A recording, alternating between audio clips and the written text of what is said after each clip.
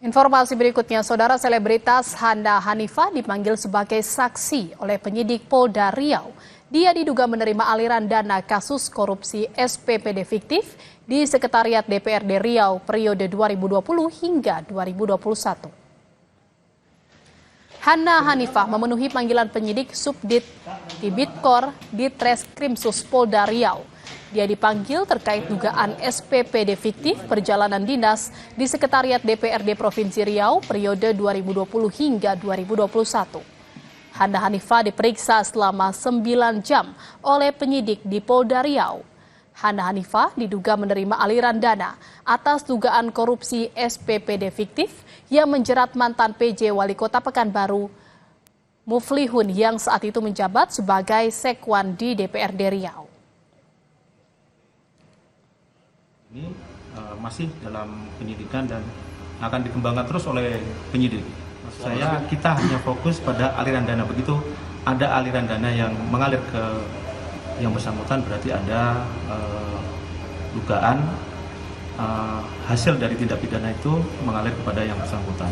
Kabarnya minimal transfer paling sedikit 40 juta kok itu, Pak?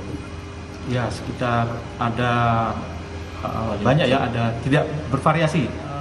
Tadi disampaikan oleh penyidik bahwa ya kewajiban karena ini adalah barang bukti uang tersebut dari hasil tidak pidana, maka kewajiban yang bersangkutan untuk mengembalikan.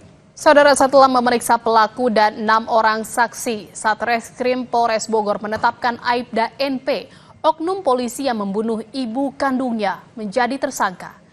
Hingga kini polisi masih mendalami motif tersangka membunuh ibu kandungnya dengan menggunakan tabung gas LPG 3 kg di Kecamatan Cilengsi, Kabupaten Bogor, Jawa Barat beberapa waktu lalu. Hingga kini kasus pembunuhan ini sudah memasuki proses penyerahan berkas tahap 1 oleh pihak kepolisian ke Kejaksaan Negeri Bogor. Tersangka terancam pasal 351 tentang tindak penganiayaan dan pasal 338 tentang pembunuhan dengan ancaman kurungan 15 tahun penjara.